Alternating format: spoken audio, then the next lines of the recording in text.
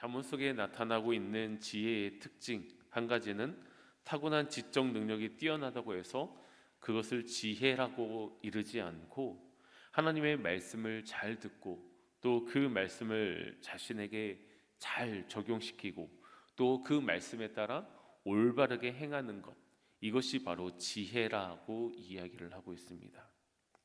결국 지혜로운 사람은 자신의 생각과 자신의 뜻대로 이 세상을 살아가는 사람이 아니라 이를 이루시는 하나님의 뜻에 따라서 일을 이루어가는, 하나님의 일을 이루어가는 사람이 지혜로운 자다라고 잠언은 이야기를 하고 있다는 것이죠. 반대로 지혜롭지 못한 사람은 어떠한 사람입니까? 오늘 본문에 처음 나와 있는 말씀처럼 교만한 사람입니다. 지혜는 여호와를 인정하는 것에서부터 출발합니다. 하지만 교만한 자는 여호와를 인정하지 않는 사람이고 그 사람의 결국은 패망입니다. 이뿐만 아니라 교만한 자에게는 마음의 거만함이 있어서 항상 넘어짐이 그 사람에게는 뒤따르기 마련입니다. 그렇기 때문에 우리는 교만한 마음으로부터 겸손한 사람과 함께 낮아짐으로 말미암아 더 좋은 것들을 누릴 수 있는 은혜가 있기를 소망합니다. 이어서 20절에는 이렇게 이야기하고 있는데 오늘 본문 20절 말씀 우리 다시 한번 함께 읽겠습니다. 삼가 말씀에 주의하는 자는 좋은 것을 얻나니 여호와를 의지하는 자는 복이 있느니라. 아멘. 우리가 함께 읽은 이 말씀은 삼가 말씀에 주의하는 자는 좋은 것을 얻는다, 여호와를 의지하는 자는 복이 있다라는 이렇게 두 문장으로 나눌 수 있습니다. 이 말씀이 두 문장으로 되어 있지만 각각 다른 의미가 있는 것이 아니라 하나의 의미로 이루어져 있다라는 것이죠. 말씀에 주의하는 자가 바로 여호와를 의지하는 자이고 여호와를 의지하는 자가 좋은 것을 얻는데 그 좋은 것이 바로 여호와의 복이다라고 이야기를 하고 있는 것이죠. 다시 말해서 여호와를 의지하는 자의 특징은 말씀을 주의 깊게 듣는 자이고 이러한 자들은 복을 받는다라는 이야기가 잠언 가운데에서 계속해서 나타나고 있습니다. 이어서 21절에는 마음이 지혜로운 자와 입이 선한 자에 대해서 기록하고 있는데 이러한 사람들이 누리게 되는 유익이 있는데 그것은 바로 명철하고 다른 사람들에게 인정받는 삶이 되고 또 다른 사람을 명철하게 한다라고 이야기를 하고 있습니다. 저와 우리 모두가 다른 사람을 명철하게 만들고 또 우리가 명철하다라고 인정받는 삶이 되시기를 소망합니다.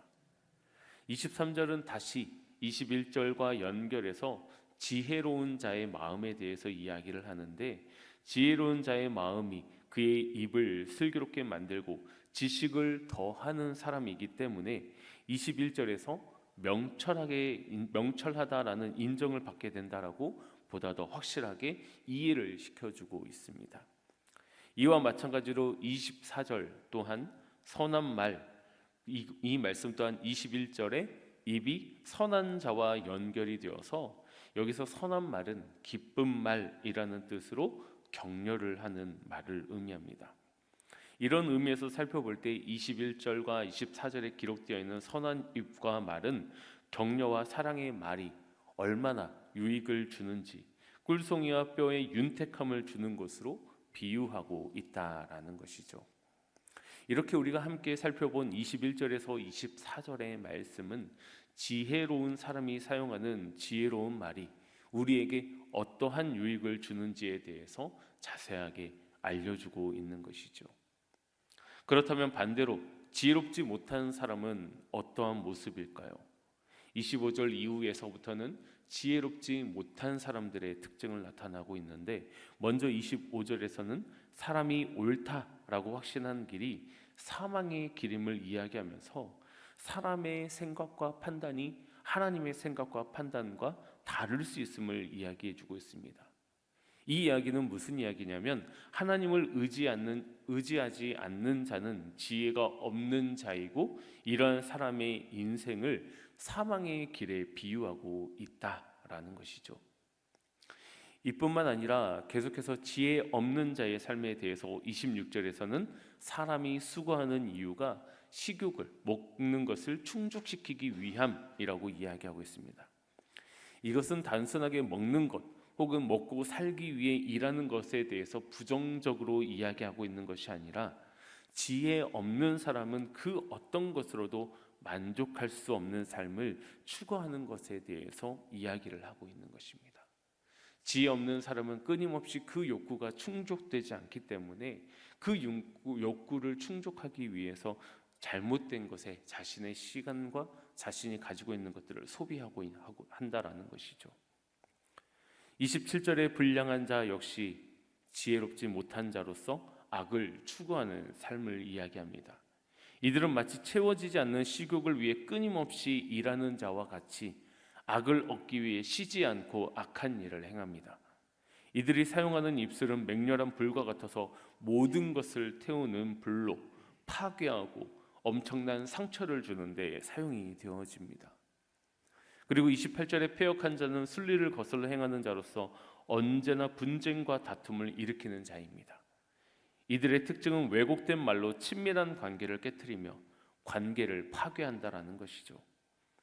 지혜 없는 자의 말의 특징을 나타내고 있는 것입니다.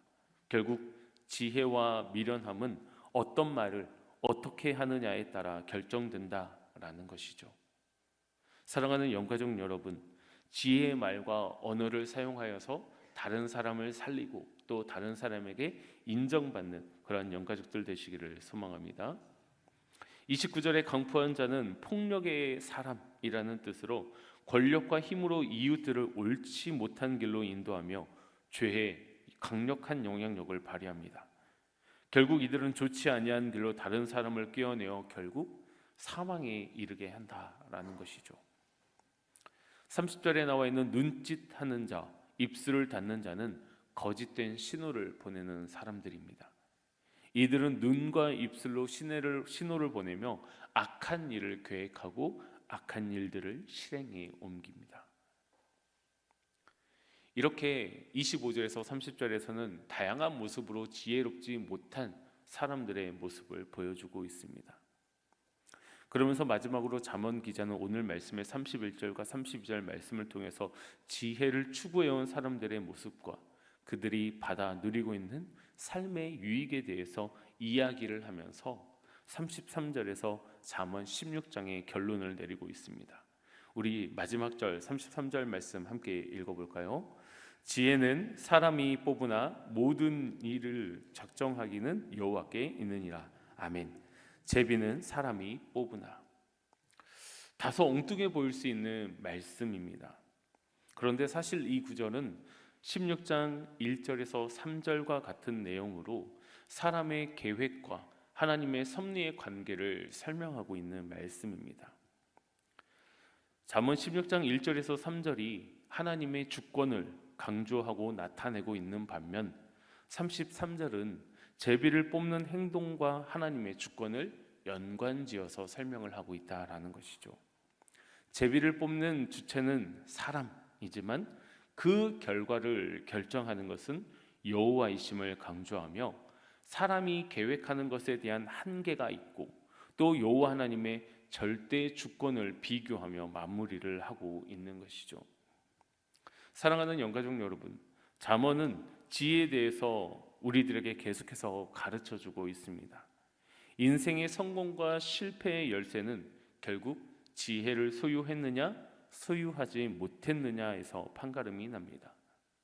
그리고 잠언은 그 지혜를 소유하는 방법은 바로 여호와를 경외하는 것이라고 말씀하고 있습니다.